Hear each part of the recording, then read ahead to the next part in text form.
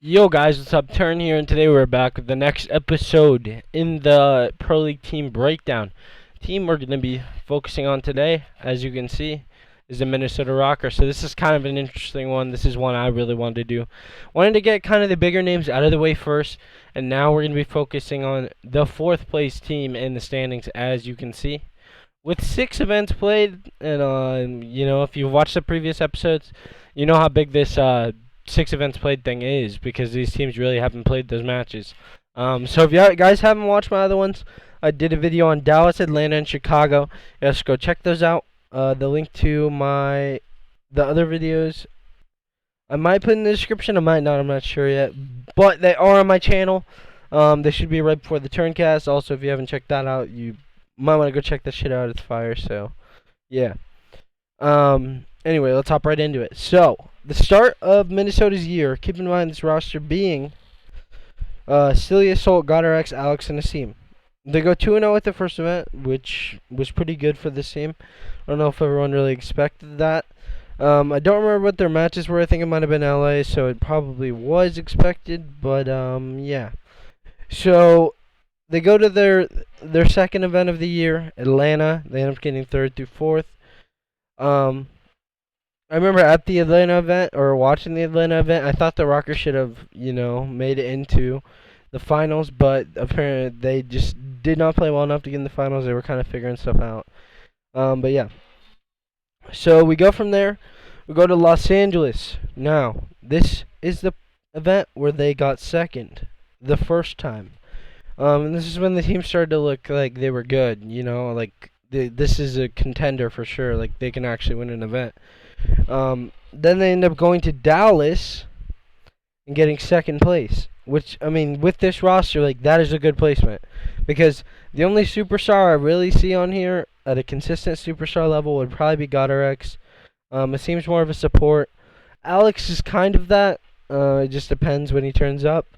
And yeah, so you kind of see that when they go into the Florida event, they end up getting 5th through 6th, almost not making it out of bracket. So their placements have really gotten worse throughout the year.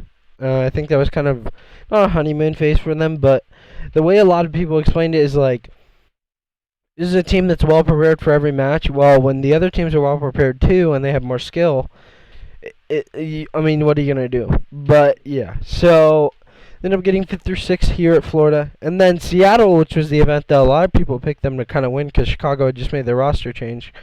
They ended up getting 5th through 6th again. So let's just take a look at that event too. So they start off in Group B. They face OGLA, win 3-2, which was a good win for them.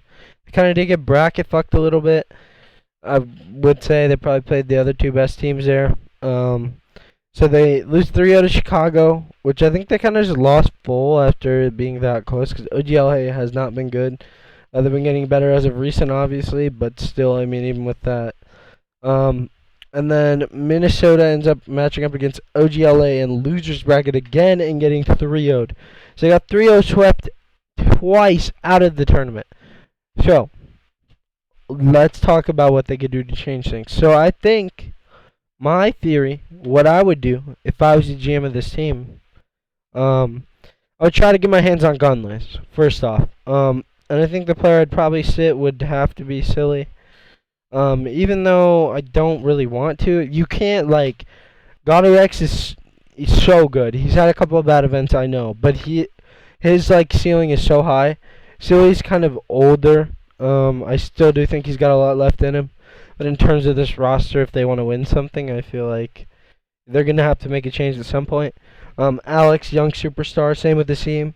You can't really drop those guys, and it's not like they're performing bad.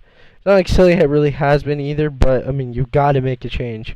So I try to get my hands on Gunless. If I don't get my hands on Gunless, this man right here, okay, Exceed. I thought he was nasty last year. I thought he was really fucking good. On top of that, you see these placings throughout the year. Yeah, they're not good for, open bracket, but at the same time, most of these are probably pickup teams.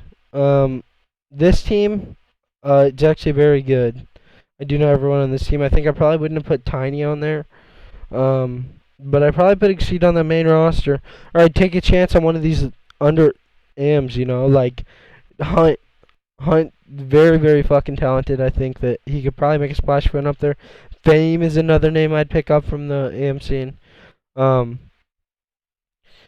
Also, I do think it's odd because this is a team that actually the substitutes could play on. So if anyone were to pick up one of their subs off that roster, I feel like it'd have to be them, right? Because just he's been playing the whole year. I mean, yeah, his placements aren't crazy, but most of this has been online.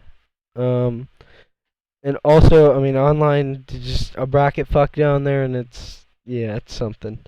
So I mean, really anyone from this team you could pick up. The Exceed Duo, Optimum Clamp, or Hunt. I think that all these guys are very good. Um, just in terms of like, if they were to pick up one of their substitutes, I think it would have to be Exceed. I don't think you could really pick up Tiny in this situation. Just because he hasn't really proven himself enough to be in the pro league. Like, if we look at these guys' placings, this guy's placing, sorry, third through fourth one time, and that's in a 4v4 S&D. So that's like, yeah, it's out the window. These though, if he's not winning the 2Ks with some of the teams he's been on, I mean, Exceed's kind of the same thing, but Exceed's way more talented. I feel like. Not saying Tiny's a bad player, but I do think Exceed deserves a chance. I think he could do something if he had the chance from, one of these pro starting rosters, especially Minnesota. It makes a lot of sense. Obviously, all this is kind of out the window if you can get your hands on Gunless. But I don't think he'll go there. It'd be cool to see him there, but I just don't see Gunless going to that, but I also didn't see Gunless really going to Envy last year, and he did. So I think it just depends on whether or not he wants to play. Also, as some of you guys have heard, Seattle Surge Karma retired. I made a video about that too. Make sure to check that shit out. But I think tomorrow we're gonna skip going in order on these standings. Minnesota obviously in fourth, as we just kind of wrap that part up. We're gonna skip going on these standings, and we're gonna do Seattle Surge video tomorrow, because I think if we start from the bottom to the top, I think the bottom teams are a little more important in terms of like changes. I think it'll just be more interesting to kind of see what these teams can do to put themselves in a better position. But yeah, so I hope you guys enjoyed this video. Make sure to leave a like if you did. Comment down below what you want the next team to be after tomorrow's, or might be the next day's Seattle Surge video. I'm really enjoying doing these. I hope we can do some more soon. But yeah. Anyway, guys, thank you for watching. Leave a like. It's been your turn, and I'll see you guys in the next video. Deuces.